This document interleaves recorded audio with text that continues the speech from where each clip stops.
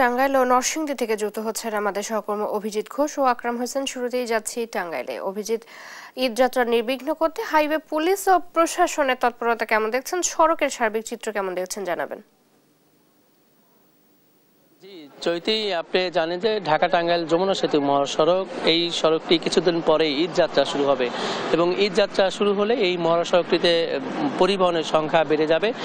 স্বাভাবিকের তুলনায় প্রায় 4 গুণ পরিবহন এই মহাসড়কটিতে চলাচল করবে। তবে এই চলাচলকে কেন্দ্র করে হাইওয়ে পুলিশ এবং জেলা পুলিশ, পাশাপাশি জেলা প্রশাসন এবং সেতু কর্তৃপক্ষ সবাই উদ্যোগ নিয়েছে এই মহাসড়কটিতে যানজট নিরসনে। তবে আপনি জানেন যে এই ঢাকা টাঙ্গাইল যমুনা সেতু মহাসড়কের যে কাজ চলমান রয়েছে সেই কাজটি এখন বন্ধ রয়েছে।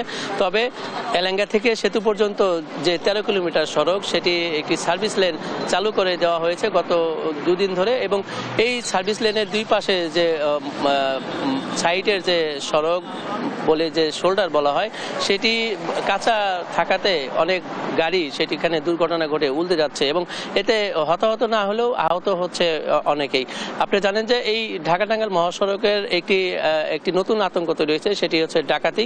গতকালকে মির্জাপুরে এই ডাকাতির ঘটনা ঘটেছে এবং যারা গরু ব্যবসায়ী বা মোষ ব্যবসায়ী রয়েছেন তাদের কাছ থেকে ফাঁকা গুলি ছুড়ে তাদের কাছ থেকে টাকা লুটপাট করা হয়েছে। এবং আপনি জানেন যে এই মহাসড়কটিতে যেহেতু উত্তরবঙ্গের 22টি জেলার সাথে এই মহাসড়ক কানেক্টিভিটি রয়েছে, তবে এটি এই কারণে গুরুত্বপূর্ণ। আরেকটি জানেন যে যেহেতু এখনো ঈদযাত্রা শুরু হয়নি এবং যে কারণে বাড়তি পুলিশ বা আইন শৃঙ্খলা বাহিনীর সদস্যদেরকেও এখনো মোতায়েন করা হয়নি। তবে এখন হাইওয়ে পুলিশ তারা কাজ করছেন, যদিও এখনো যানজটের সৃষ্টি হয়নি।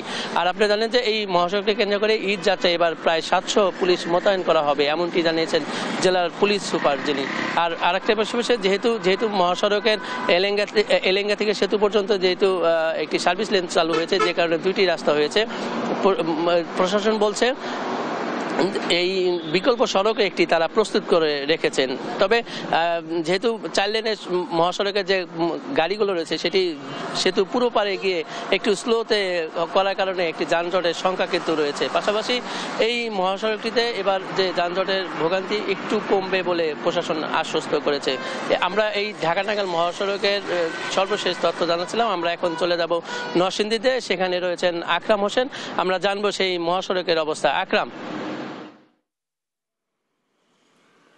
বিশ্বজিৎ, যেমনটা বলছিলেন আপনি টাঙ্গাইলের মহাসড়ক নিয়ে, আমাদের নরসিংদীতে রয়েছে ঢাকা সিলেট মহাসড়ক। এই ঢাকা সিলেট মহাসড়ক বর্তমান চৈত্রের গরম এবং ধুলাবালি ঢাকা সিলেট মহাসড়ক উন্নয়ন প্রকল্প সাসেকের অধীনে 6 লাইন কাজের নির্মাণ কাজ শুরু হয়েছে এবং এর কারণে রাস্তায় বিভিন্নখানে খানা খন্দর এবং বিভিন্ন নির্মাণ কাজ চলার কারণে এবং নির্মাণ সামগ্রী রাখার কারণে রাস্তা শুরু হয়ে গিয়েছে এবং মহাসড়ক শুরু হওয়ার কারণে এখানে যানজট নিত্য নতুন লেগেই রয়েছে এবং গাড়ি চলাচল অত্যন্ত ধীর গতিতে হয়েছে এবং এর কারণে সাধারণ যাত্রীদের দুর্ভোগ বাড়ছে।